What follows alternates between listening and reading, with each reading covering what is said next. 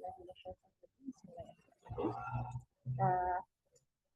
mulai ya, teman-teman kalian. Kita uh, dengan 2 orang dulu ya. Tadinya teman-teman nanti lain menyusul. Kita mulai. Assalamualaikum warahmatullahi wabarakatuh. Waalaikumsalam warahmatullahi. Ya, ada Mbak Rihantini, ada Mbak Virus ya. Selamat bergabung Mbak. Kita mulai ya teman-teman. Sebelumnya seperti biasa ya. Kita mulai dengan Mishkat Iman atau kalibrasi iman. Mama mau sedikit cerita aja ya, bahwa kita itu, bentar ya, ada gangguan.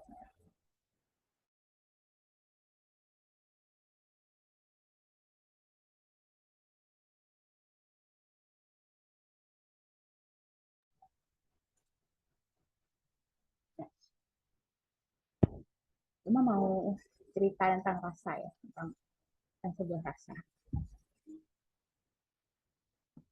Manusia ini kan kalau bisa dibilang itu nggak punya daya dan kekuatan, bahkan untuk urusan tentang ketaatan. Kita tuh kalau nggak ditolong sama Allah, kalau nggak dikasih kekuatan sama Allah itu, bahkan untuk melawan diri sendiri, untuk melakukan ketaatan aja itu kita berat. Makanya kemampuan dan kesempatan untuk melakukan kebaikan dan ketaatan itu adalah perlu diminta. Dan kita juga berdoa dalam zikir tadi kita kan, asihli sya'ni kullahu wala takilni ila nafsi tarfatan. Ya Allah, jangan perbaikilah semua segala sesuatu yang ada dalam diriku, dan jangan lepaskan aku walau sekejap mata. Itu sebuah doa yang memang ketergantungan. Kita tuh benar-benar bergantung. Kita tuh benar-benar butuh Allah. Bahkan kita nggak bisa sekejap matanya tanpa Allah, kita nggak bisa. Maka urusan tentang ketaatan ya, untuk melakukan sesuatu, untuk memperbaiki hidup kita, itu kita tuh butuh Allah.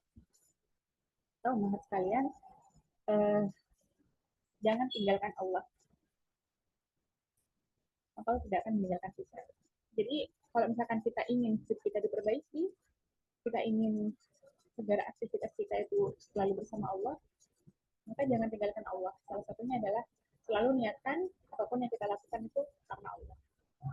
Ada sebuah rasa yang selalu terhubung dengan Allah, ada sebuah rasa yang harus kita selalu jaga dengan Allah.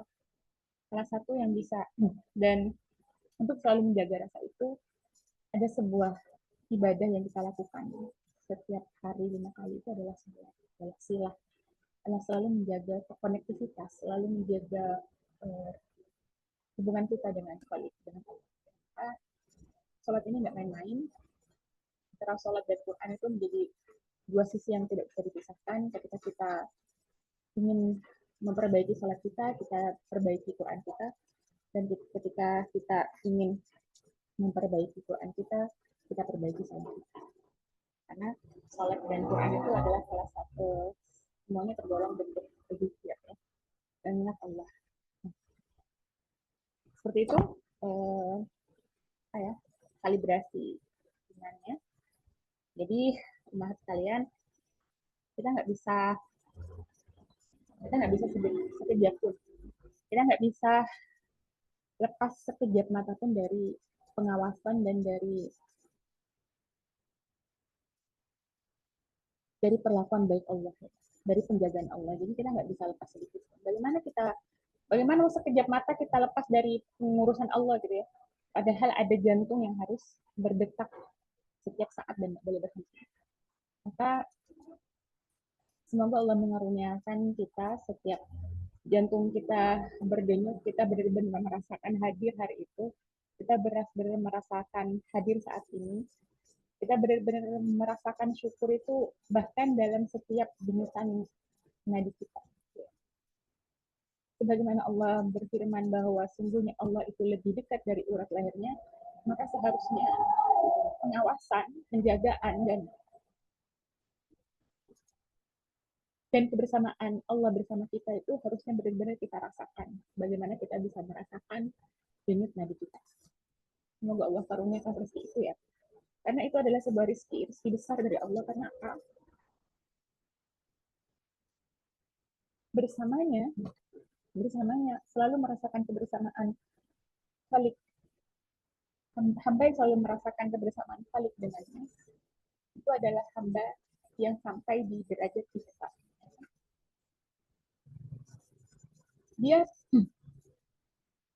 walaupun dia tidak tahu, dia tidak melihat Allah, tapi dia merasa bahwa Allah selalu melihat dan bersamanya. Dan itu puncak dari nikmat ketika Allah mengaruniakan kita hamba yang ihsan. Bagi seorang hamba yang ihsan, maka puncak dari harapan dan doanya adalah ketika yang dia paling inginkan adalah ketika Tuhannya, ketika Rohnya memandangnya dengan pandangan ridho. Itu kan puncak tertinggi seorang nikmatnya hamba. Seorang hamba itu kan mendedikasikan dirinya untuk membuat tuannya senang. Seorang hamba itu adalah orang yang mendedikasikan waktunya untuk melakukan apa-apa yang diperintahkan oleh tuannya.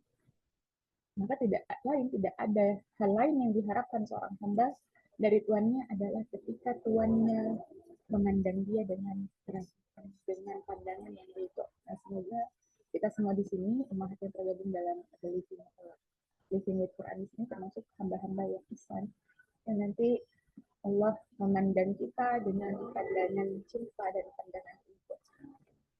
Amin. A'udzu billahi minasyaitonir rajim. Bismillahirrahmanirrahim. Rabbi zidni ilma warzuqni fahma. Rabbi israh li sadri wa yassir li amri wahlul 'uqdatam min lisani yafqahu qawli. Allahumma faqihna fid din 'allimna at-ta'wil.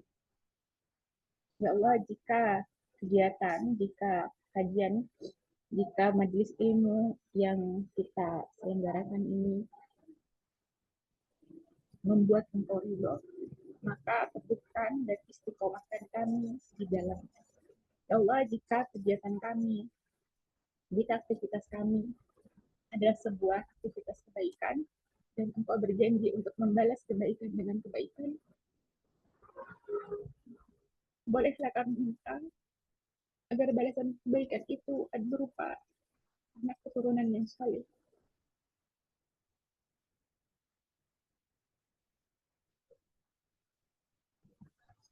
Tapi ya Allah, jika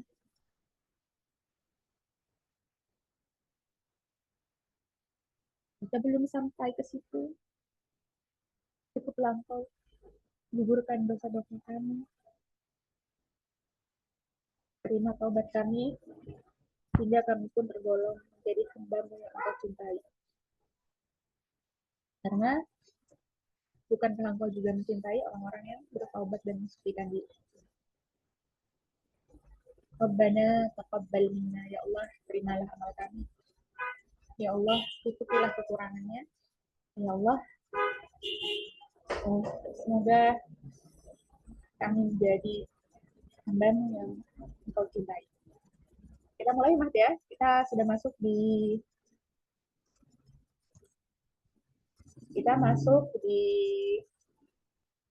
uh, di Al-Qalam ayat ke 34. Kita akan bahas sampai ayat ke 41 di pagi ini. Nah, Al-Qalam di sini ayat 34 dan 41 ini ada salah satu yang pembukanya, ayat 34-nya itu sebuah kabar gembira ya, bagi orang-orang yang bertakwa. Nah, setelah tamsil, setelah tamhid ya, suaranya di aku kecil, kurang jelas volumenya maksimal pada oke. Ini emang kayaknya di laptopnya nih Mbak.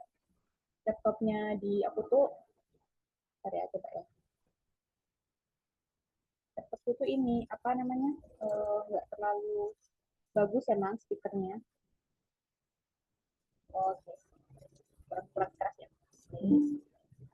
Coba, udah lumayan Mbak. Oh, nggak pakai mic eksternal lagi soalnya ini colokan apa di laptopnya colokan speakernya tuh ya nggak apa ya nanti di apa di rekapannya semoga nanti suaranya lebih jelas. Oke, makasih Mbak Fai. Ini sudah aku fullin tadi memang belum begitu full. Semoga sudah lebih jelas ya.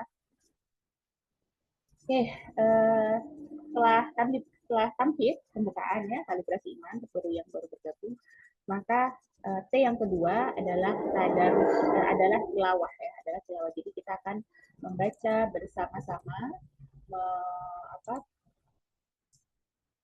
membaca membaca ayatnya yaitu pertama dimulai dari Umar dan diikuti oleh imamnya. Kita mulai ya. A'udzu billahi minasyaitonir rajim. Di, dibuka mikrofonnya Mahat kita ikutin kita tilawah dulu.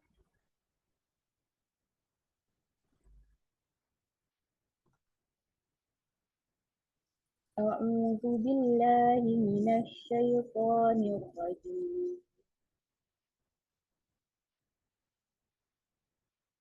Dan bisa ikutin, kalau nggak bisa ikutin saya mau membaca sendiri nggak apa-apa. Saya baca sendiri ya. A'udzu billahi minasyaitonir rajim. Ada Mbak Tri. Ayo Mbak. Maaf Umah, Al-Qalam ya? Ya, kolam. Ayat 34. Al-Qalam. Sebentar Umah. 6, 8, 3, 1.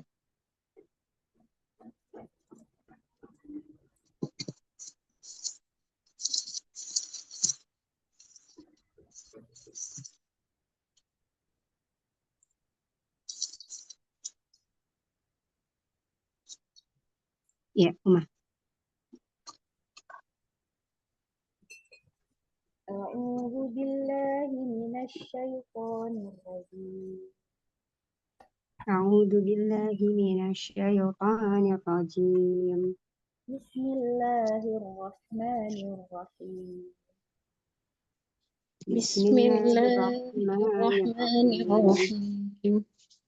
Inna lil muttaqina 'inda rabbihim jannatin na'im. Inna lil muttaqina 'inda rabbihim jannatin na'im. Afanaj'alul muslimina kal mujrimin. Afataj'alul muslimina kal mujrimin. Ma lakum kaifa tahkumun.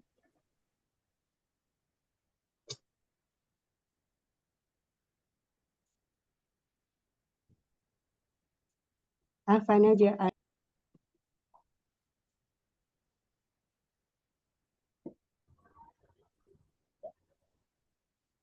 Am lakum kitabun fihi tadrusun.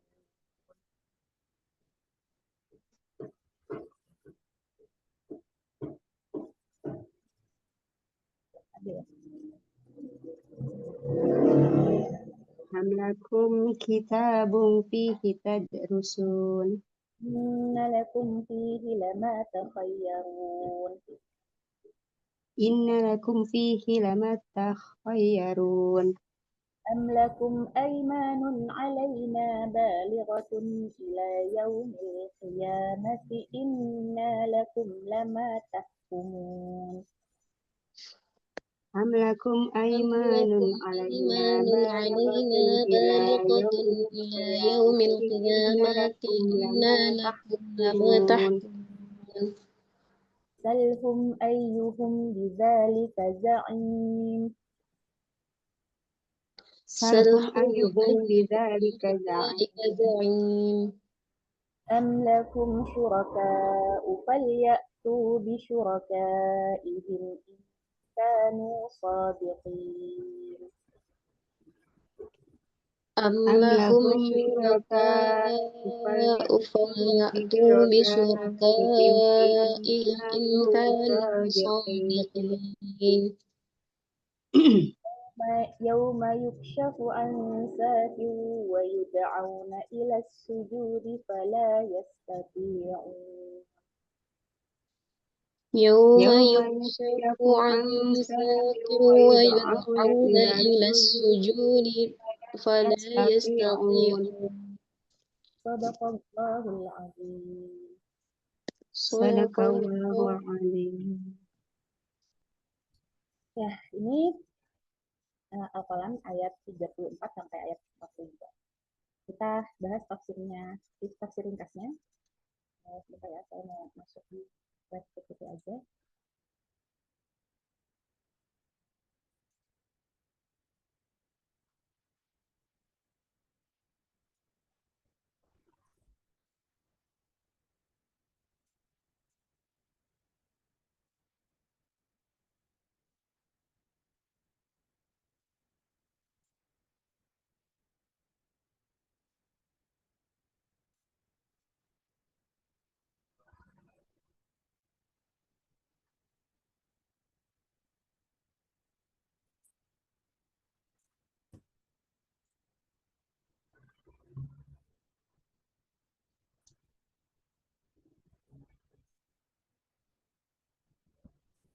Ada Mbak Ika yang baru bergabung, selamat bergabung Mbak Ika.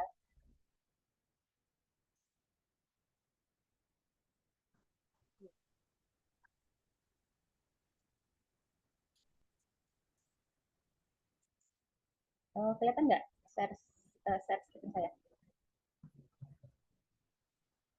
Kelihatan ya? Kelihatan Uma.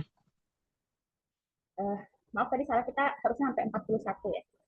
Ini ayat kita bahasnya 34 ya, masih 34 sampai 41.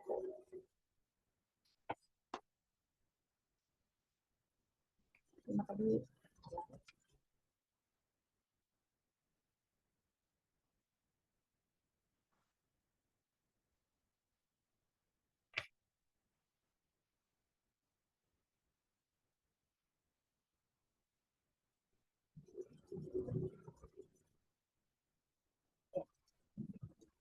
Ini seperti yang Uma tulis di player itu, bahwa ada dua golongan ya, ada golongan muslimin dan mujrimin. Yang kedua golongan itu tidak akan pernah selama-lamanya. Ya, innalil muttaqina inda rabbihim jannatin na'im. Afataj'alul muslimina kal mujrimin. Ini kabar gembira, innalil muttaqina inda rabbihim jannatin na'im. Maka sesungguhnya orang-orang yang bertakwa akan berada dalam jannah yang penuh dengan kenikmatan. Setelah aturan ayat ini, orang-orang kafir Quraisy bilang gini, kita kan di dunia itu kan Allah beri keberlimpahan ya, baik berupa harta dan anak-anak, kita tuh hidup enak, kita hidup enak di dunia. Nanti kita di akhirat, atau orang-orang kafir Quraisy itu, kita nanti akan di akhirat akan dapat juga kenikmatan itu. Nah, lalu akhirnya turun ayat ini. Afanaj'alul muslimina kal mujrimin. Apakah kami patut memperlakukan orang-orang Islam atau orang-orang yang tunduk kepada Allah seperti orang-orang yang pendurhaka? Jadi al-mujrimin itu orang yang pendurhaka, dan muslimin itu muslim, orang yang tunduk, yang taat, yang ikut apa katanya Allah, diperinci. Al-mujrimin itu yang durhaka. Ya. Lalu di ayat selanjutnya, malakum kaifa tahkumun. Apakah kamu punya kitab yang Allah turunkan dan kamu pelajari? Malakum kaifa tahkumun, ditanya atas klaim itu ya, atas klaim bahwa nanti aku tuh juga dapat kenikmatan yang sama seperti sebagaimana aku mendapat kenikmatan di dunia. Maka ditantang sama Allah, malakum kaifa tahkumun. Am lakum kitabun fihi tadrusun, mana kitabnya yang menjelaskan, yang menuliskan tentang itu. Inna lakum fihi lama tafayyarun. Ya. Selanjutnya, am lakum aymanun alaina balighatun ila yaumil qiyamati inna lakum lama tahkumun. apakah kamu memperoleh janji-janji yang diperkuat dengan sumpah dari kami yang tetap berlaku sampai hari kiamat, yakni bahwa kamu dapat mengambil keputusan sekehendakmu. Salhum ayyuhum bidzalika za'im.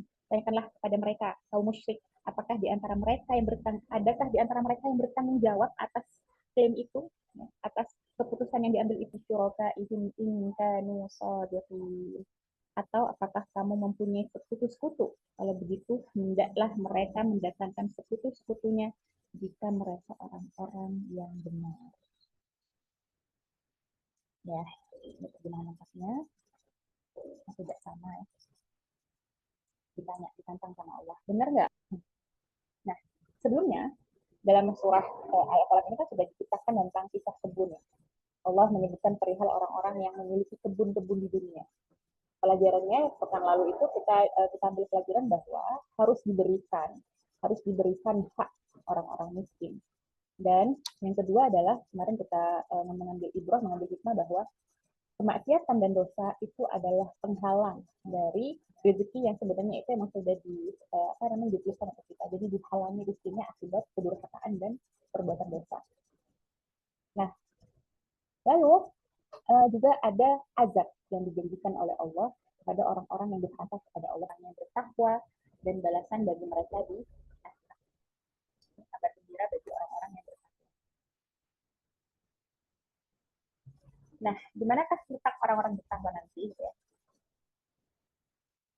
Orang-orang yang bertakwa itu Allah janjikan berupa surga yang penuh dengan kenikmatan di sisi Tuhannya, yaitu di sisi Tuhannya. Itu kan puncaknya kenikmatan surga itu bukan sekedar surganya ya. Itulah kenapa surga yang tertinggi itu adalah surga yang paling ujung, yang paling dekat dengan Allah. Kenapa? Karena nanti dia bersandingan atau bisa melihat wajahnya Allah. Sebenarnya kenikmatan surga itu masih belum ada apa-apanya dibanding dengan apa perjumpaan kita. Nah, di manakah letak orang-orang yang bertakwa itu? Yaitu orang-orang yang bertakwa itu adalah berada di taman-taman surga yang penuh dengan kenikmatan, yang itu di sisi Tuhannya. Ya, di sisi innal muttaqina inda rabbihim, di sisi Tuhan mereka jannatin surga yang penuh dengan kenikmatan. Di sebuah negeri yang nanti kekal abadi, yang tidak akan ada lagi perkataan-perkataan buruk, yang tidak akan ada lagi larangan-larangan lagi di sana, yang sebuah tempat yang tidak pernah terbayangkan oleh bayangan manusia gitu. Bahkan kalau misalkan pakai kecerdasan artisan kita bikin prompt yang luar biasa menggambarkan kenikmatan surga, maka AI-nya mentok. Masa sih sebenarnya kayak gitu. Saya mau pernah nyoba gitu ya.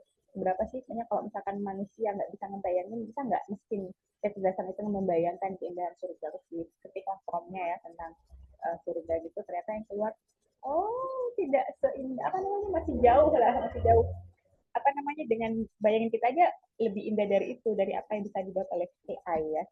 Maka tidak akan ada yang bisa membayangkan betapa keindahannya seperti apa, dan kenikmatan dan keindahan itu terkait.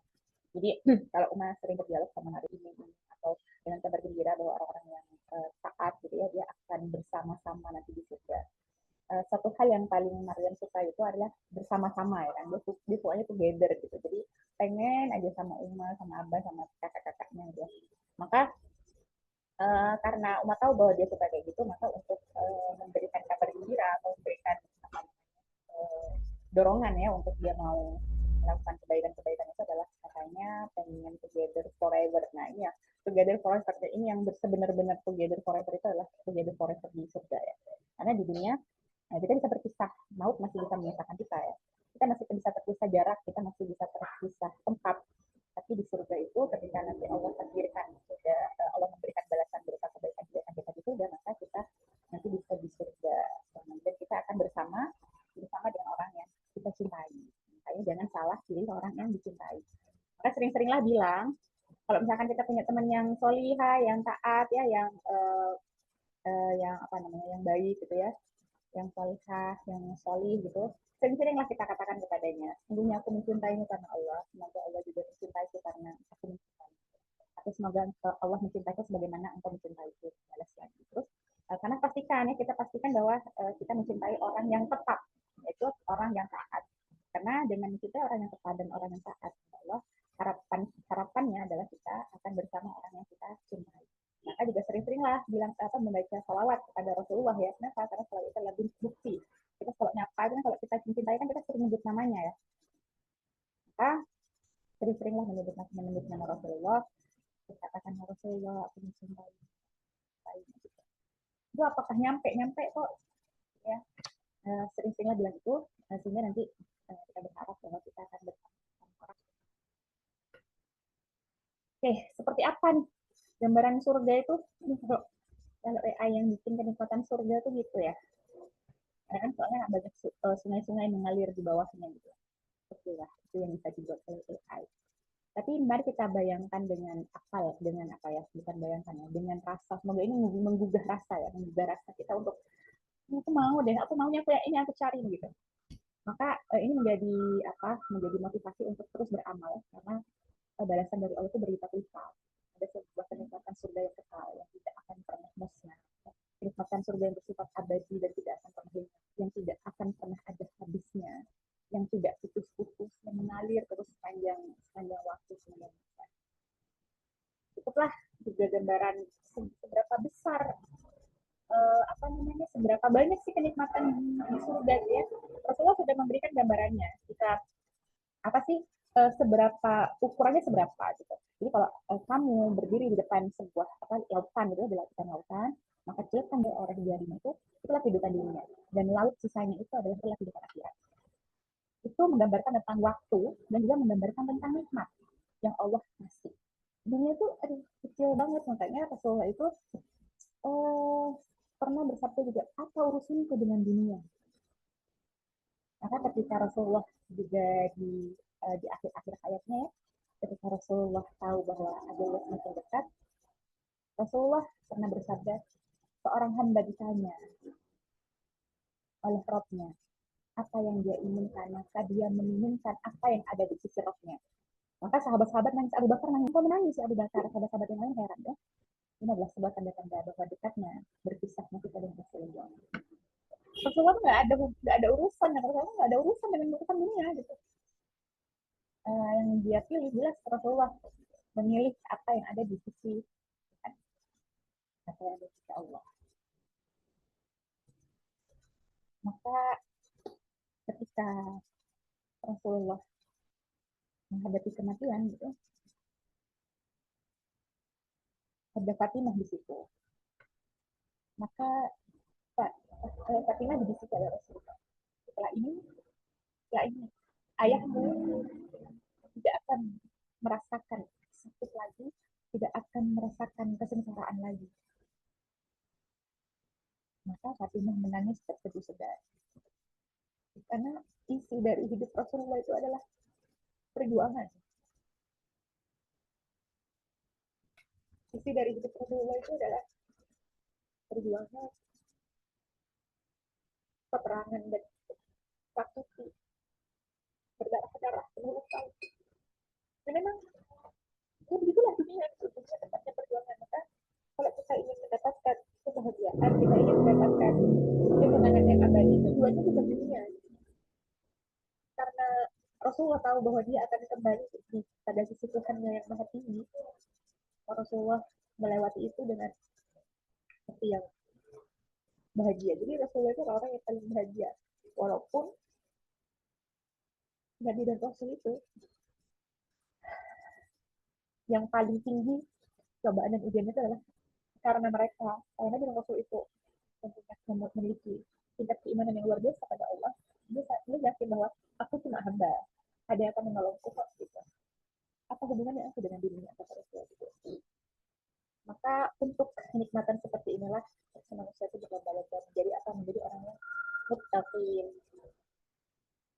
Uma mengingat sebuah di mana saat itu Uma berada di sebuah kelas ya. Ada seorang ustadz yang sedang mengajar gitu. Ini benar-benar mengubah banyak hal, termasuk pandangan Uma terhadap pendidikan anak-anak Uma. Beliau mengatakan semoga kebaikan juga mengalir ke seluruh Uma ya. yang terus mengajarkan banyak kebaikan kepada umat.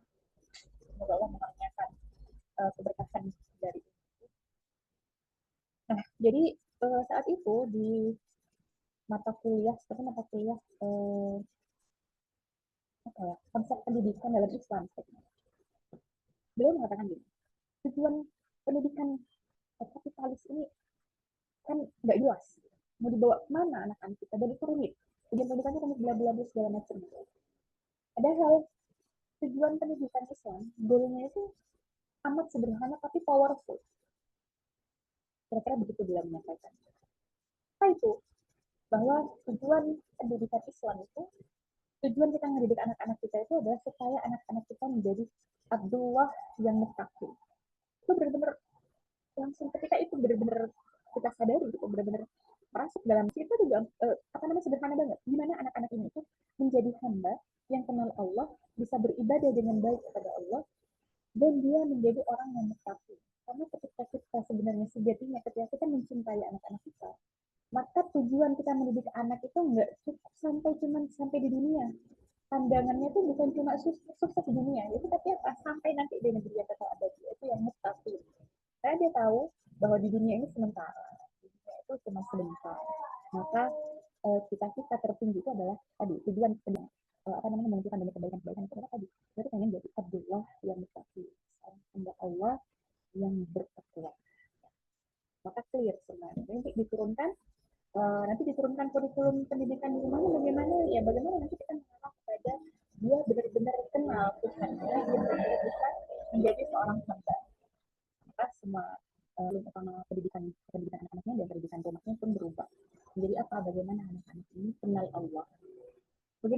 Bagaimana cara kenal Allah? Allah jelasin gimana cara mengenalnya gitu. Semuanya utuh, semuanya lengkap dijelaskan dan digambarkan dalam Al-Quran. Maka pendidikan utama dalam seharusnya ya bagi seorang muslim, bagi kaum muslimin itu adalah pendidikan Quran. Maka kita nggak bisa jauh-jauh dari Quran, kita nggak boleh jauh-jauh dari pendidikan Al-Quran. Ya, next. Nah, Allah tanya, afanaj'alul muslimina kal mujrimin. Nah, ini tadi pertanyaan Allah karena orang-orang kafir Quraisy bilang itu tadi, aku kan di dunia ini kan dapat banyak nikmat, nah gitu. Aku dikasih nikmat banyak, aku hartanya banyak, anak-anakku banyak gitu. Nanti aku tuh di akhirat gitu juga gitu. Ngakunya gitu. Jadi apa ya? Ngeklaim. Sebagaimana aku senang di dunia, aku juga senang nanti di akhirat. Maka Allah membuat pertanyaan retoris ini nggak butuh jawaban ya. Pertanyaan itu nggak butuh jawaban. Afanaj'alul muslimina kal mujrimin. Menjadikan orang-orang yang muslimin itu orang-orang yang mukmin, yang muslim, yang berserah, yang beriman itu sama dengan orang-orang yang berdosa dan orang-orang yang kafir. Jadi ini tuh kalau misalkan nggak mungkin sama gitu loh. Gimana letak keadilan Allah kalau menyamakan balasan bagi orang-orang yang beriman dan orang-orang yang kafir? Allah bertanya secara retoris, apakah pantas jika dia menyamakan antara orang-orang muslim dan orang-orang kafir dalam hal pembalasan? Kok enak saja? Tentu saja tidak. Nah, apa itu perbedaan dasarnya? Coba. Masa untuk orang-orang yang benar-benar jelas bedanya, sebuah penggolongan yang benar-benar jelas bedanya ini dikasih balasan yang sama. Orang muslim itu adalah orang yang beriman kepada Allah. Ya. Meyakini dengan sepenuh hatinya bahwa Allah itu Tuhanku, aku hanya menyembah dan meminta kepada Allah. Aku taat pada perintahnya Allah. Aku bertakwa kepada Allah. Aku melakukan amal soleh karena Allah. Maka balasannya adalah bersama surga. Jelas ya perbedaannya, golongannya udah jelas banget. Orang kafir, dia menolak keimanan dengan apa? Dia menolak keimanan karena sombong. Dia menolak tunduk kepada Allah karena kesombongan dalam hatinya. Dia durhaka kepada Allah, dia berbuat dosa dan maksiat, melanggar apa yang Allah perintahkan dan melakukan apa yang Allah larang. Maka balasannya adalah azab. Masa gini loh, logikanya gini, secara logika juga nggak akan sama gitu. Bagaimana mungkin kita sama memperlakukan orang yang misalkan nih ada dua anak kita, satunya sedang silap, satunya sedang berpuji. Yang berbuat salah itu kita puji-puji, kita beri balasan, bukannya kita tegur atau kita beri nasihat, itu nggak mungkin perlakuan. Perbuatan yang berbeda akan mendapatkan dampak perlakuan yang juga berbeda. Gitu. Malakum kaifa tahkumun. Mengapa kamu berbuat demikian? Bagaimana kamu mengambil keputusan itu? Keputusan dari mana sih gitu? Orang-orang kafir bikin kayak gitu tuh ide dari mana, dapat dari mana, gitu. Bahwa Allah tuh heran banget terhadap kesimpulan yang nggak logis ya. Kok bisa, mengapa bisa sampai kepikiran kayak gitu. Kok bisa aja mikir kayak gitu. Bertanya lagi. Kalau gini deh, buktiin deh. Am lakum kitabun fihi tadrusun.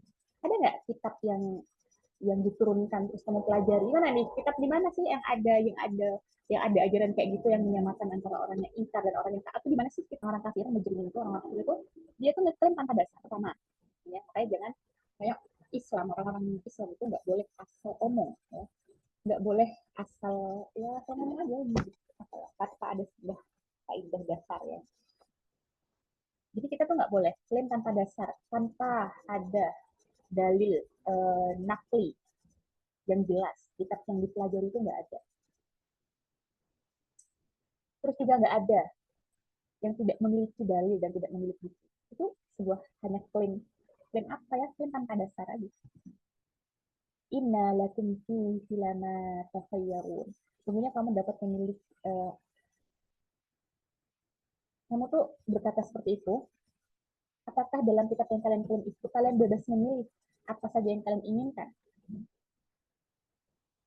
Sehingga kalau kamu punya gini tadi maksudnya, kamu tadi bilang kayak gitu, berarti kamu punya dong kitab yang menjelaskan itu gitu. Sehingga kamu bebas milih apa yang kamu inginkan. Itu apa ya? Sindiran keras lagi ya kata Allah gitu. Kamu tuh ngomong apa sih?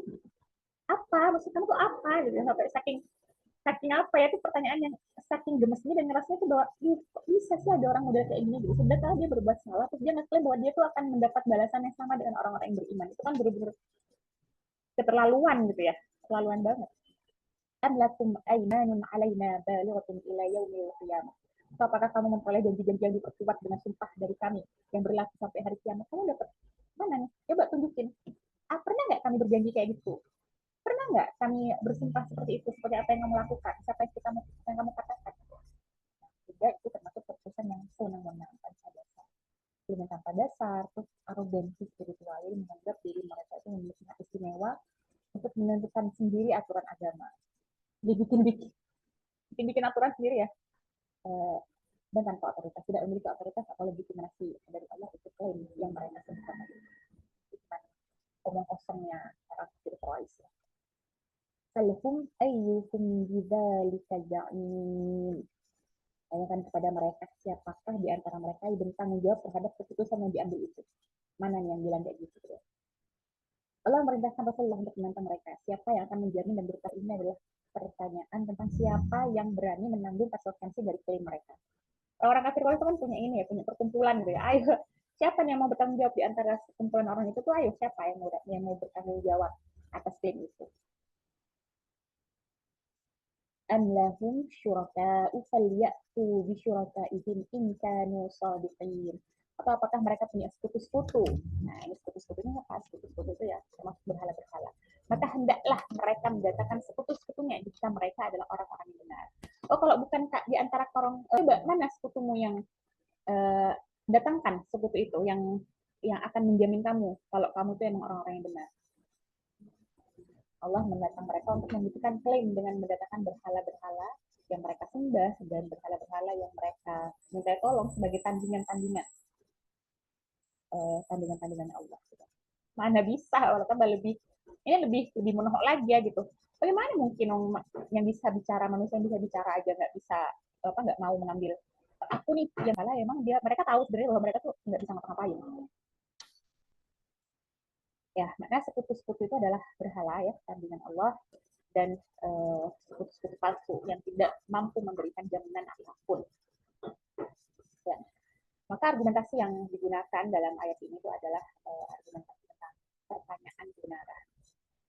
Pernyataan bahwa yang mendapat surga itu adalah orang yang bertakwa. Di akhirat itu ditanya, pantas nggak kamu nyamain orang muslim dengan orang kafir? Lalu juga dikritik logika yang salah tadi itu. Kok kamu mikirnya kayak gitu sih? Coba datangkan kitab janji atau sekutu kalian yang kalian tadi bilang itu mana dasarnya? Sehingga kesimpulannya apa? Ternyata mereka tidak punya dalil, tidak punya ilmu, tidak punya apapun yang diminta di pertanyaan tadi untuk membuktikan. Jadi sebenarnya cuma adalah klaim kosong, omong kosong mereka. bahwa tidak akan pernah sama orang-orang yang beriman dan orang-orang yang tidak. Mungkin orang-orang nanti di sini juga akan ada ya, di sini tentang istidraj. Nanti di sini di Al-Quran juga akan ada tentang istidraj ya. Walaupun kayaknya kok orang-orang yang durhaka, orang-orang kafir itu kok hartanya berlimpah, kehidupannya sukses secara duniawi, anak-anaknya baik, segala macam gitu ya. Itu akan mendapatkan kebaikan serupa. Ya. Karena Allah itu adil. Allah tidak akan menyamakan orang-orang yang beriman dengan orang-orang kafir dalam pembalasan. Lihat aja nanti ujungnya seperti apa. Nanti di sini juga ada pembahasan tentang istiqoroh ya. Terus ada logika yang benar. Iman harus didasarkan pada akal sehat dan dalil yang kuat. Nggak bisa kita berdasarkan keimanan itu kepada ajaran turun temurun, katanya bapakku termasuk dalam hal ibadah. Jadi keimanan dan ibadah itu harus punya dasar dalil yang kuat. Orang bertanggung jawab atas keyakinan dan perbuatannya. Maka apa yang harus kita lakukan untuk masalah keimanan? Jangan menggunakan dalil katanya, tapi harus berdasarkan dalil yang kuat dan asumsi atau keinginan pribadi ya.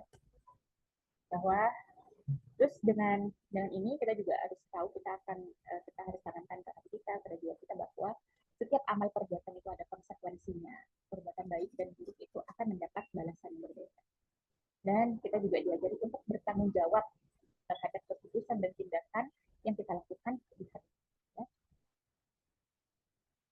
Lalu untuk zaman apakah masih relevan di zaman sekarang? Tentu saja ya. Al-Quran ini akan terus relevan di sepanjang zaman. Ya, bahwa ayat ini menolak pandangan bahwa semua jalan sama. Juga menolak ya. Jadi nggak ada agama itu juga nggak yang jelas yang baik sudah jelas baik, yang buruk sudah jelas buruk ya. Ini juga tentang semua akan dapat pertanggungjawabannya, dihitung semuanya, dan setiap orang akan diminta pertanggungjawaban atas pilihan hidupnya. Bahkan sangat detail. Nah, terus bahkan perbuatan sebesar zarah, kebaikan sebesar zarah akan mendapatkan balasannya, dan keburukan sebesar zarah juga. Maka jangan lupa ya, kalau kita minta ampun sama Allah, banyak sekali terjadi banyak dosa yang luput kita minta ampun karena kita merasa bahwa dosanya kecil. Jadi kita harus sadar, kita harus tahu bahwa penilaian Allah, catatan amal-amal kita tuh dibuat sangat detail. Karena sebenarnya kalau kita nggak tahu gitu ya, kita mau beramal apa lagi ya Allah ya gitu. Itu perbanyak istighfar, karena bisa jadi banyak hal yang dosa-dosa terlewat yang kita nggak sadar bahwa itu perbuatan dosa. Sehingga itu kadang nutup kita dari cahaya, nutup kita dari hidayah, nutup kita dari akhirnya kita berat melakukan istiqomahan. Karena bisa jadi banyak dosa-dosa yang kita nggak sadari dan kita lupa minta ampun. Keadilan mutlaknya juga tentang keadilan mutlak, bahwa keadilan Allah itu sempurna. Keadilan Allah itu sempurna. Dan tidak akan ada hamba yang terzalimi. Kalau misalkan di dunia kita terzalimi gitu ya, itu sudah jadi hiburan. Ya Allah, mungkin di dunia ini aku terzalimi, tapi aku akan mintai keadilan di hadapan. Itu denger ya, kalau misalkan kita berselisih paham gitu ya dengan seseorang atau dengan orang lain gitu ya, terus nggak tahu nih mana yang salah mana yang benar. Mas ketika salah seorang di antara keduanya itu bilang, udah kita nanti lihat di hadapan Allah, itu harusnya membuat kita gemetar ya, karena aduh gawat nih, tidak akan ada apapun yang bisa kita tutupin dari undangan dari Allah. Ya, maka sudah selesai tafsir ayat 34 sampai 41 ini. Maaf tadi bukan 42 sampai 41 aja. Jadi 42 di sisi apa namanya di tafsir selanjutnya ya, kalau pertemuan yang akan datang. Ya. Prinsip fundamental dalam Islam itu Allah itu keadilannya sempurna. Orang yang bertakwa akan mendapat balasan berupa surga yang penuh kenikmatan di sisi Tuhan mereka. Indah Rabbihim jannatin na'im. Sementara orang yang kafir juga akan ternyata walaupun terlihat di dunia yang mereka kayak baik-baik saja, tapi tunggulah hari pembalasan itu. Allah menentang mereka dengan berpikir bahwa tidak ada perbedaan. Kalau mereka bilang tidak ada perbedaan, orang beriman dan kafir disuruh minta mana dalilnya. Ya. Tantangan ini mencakup 3 aspek, bahwa mana kitab suci yang mendukung klaim kamu itu, mana janji khusus dari Allah tentang klaim kamu itu, atau coba datangkan sekutu-sekutu yang dapat membantu mereka mengiyakan klaim itu. Tentu saja mereka tidak memiliki satupun dari ketiga hal tersebut. Barakallahu fikum. ayat ini mengajarkan kita untuk selalu mendasarkan keyakinan kita pada dari yang Tuhan. Jadi bahwa setiap perbuatan akan dibalas dengan adil dan siap untuk mempertanggungjawabkan pilihan hidup dari Allah ya. Barakallahu fikum. Semoga ini menjadi akal kita selama kita untuk berhati-hati dan bertindak untuk selalu minta pertolongan sama Allah. Kita nggak punya daya dan upaya apapun kecuali dengan pertolongan Allah. Kita nggak punya daya dan upaya untuk melakukan ketaatan kalau nggak Allah tolong, kalau nggak Allah berdaya. Kita nggak bisa menjauhi perbuatan-perbuatan yang Allah larang kalau Allah nggak ngasih taufik, nggak ngasih petunjuk, nggak nolong kita. Kita nggak bisa lepas dari kejahatan jiwa kita sendiri kalau Allah nggak menolong kita. Semuanya Allah wanita wakil kepada Allah lah kita kembalikan semua urusan kita, segala al-haq min rabbika fala takunanna minal mumtarin. Semua kebaikan datangnya dari Allah dan kesalahan datangnya dari orang hamba yang memang banyak salahnya, banyak silapnya gitu ya.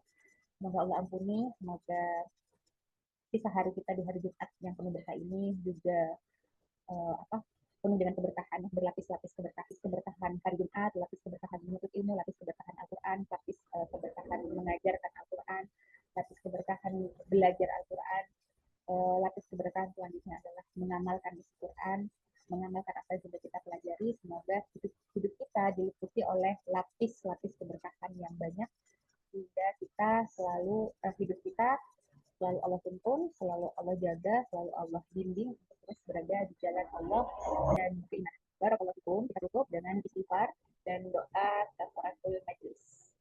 Subhanakallahumma wa bihamdika asyhadu an la ilaha illa anta astaghfiruka wa atubu ilaik. Barakallahu fikum teman-teman yang sudah hadir sampai akhir ya. Kita tutup. Assalamualaikum warahmatullahi wabarakatuh. Waalaikumsalam warahmatullahi wabarakatuh.